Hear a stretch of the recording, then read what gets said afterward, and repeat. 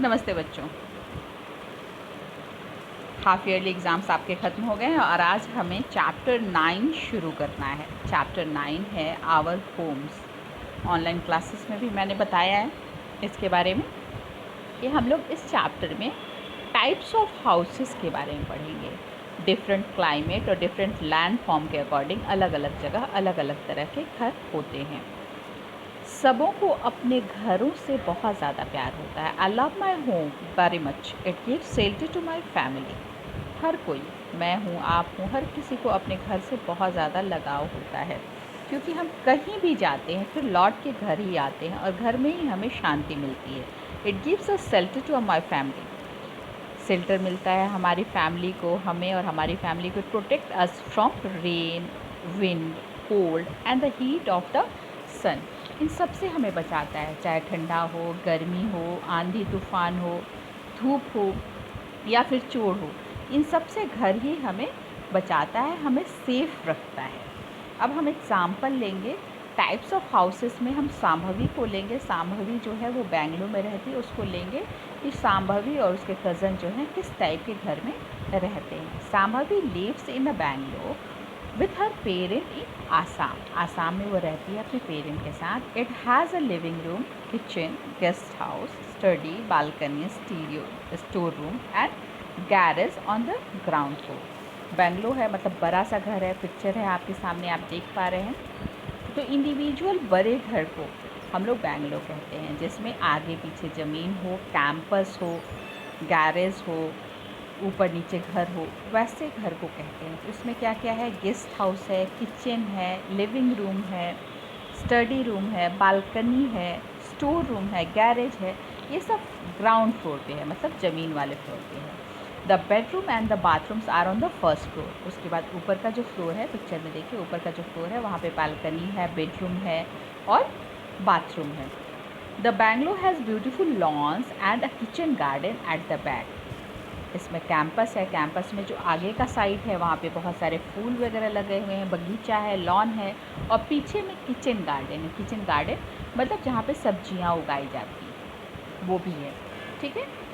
Today the school is closed. It has been raining heavily for the last 1 week. एक सप्ताह से चूँकि बारिश हो रही है इसलिए स्कूल शांभवी का बंद है।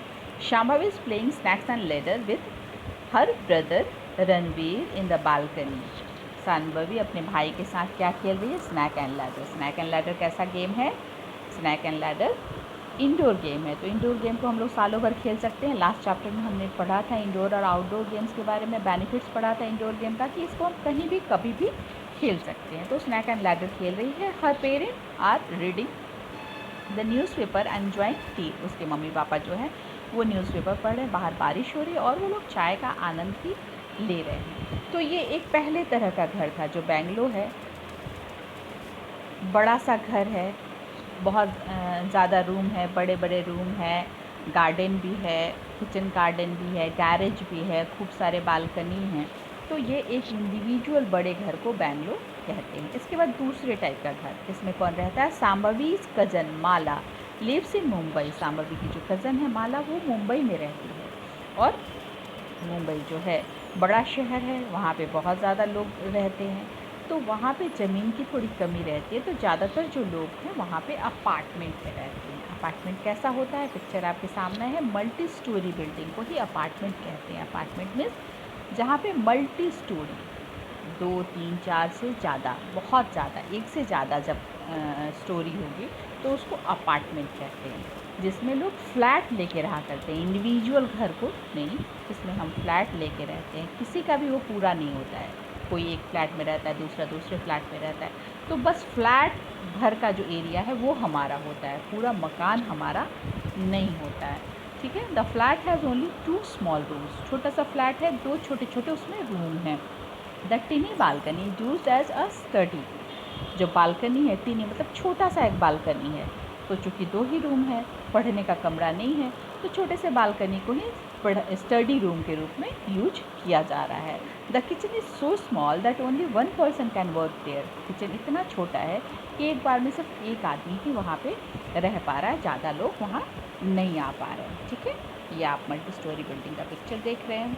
इसके बाद हम देखते हैं do you know, in big cities like Delhi, Mumbai, Chennai and Kolkata the land is limited and the population is huge. बड़े शहरों में क्या होता है, लोग जॉब की तलाश से गाँवों से, छोटे छोटे शहरों से लोग सभी बड़े शहर की तरफ भागते हैं।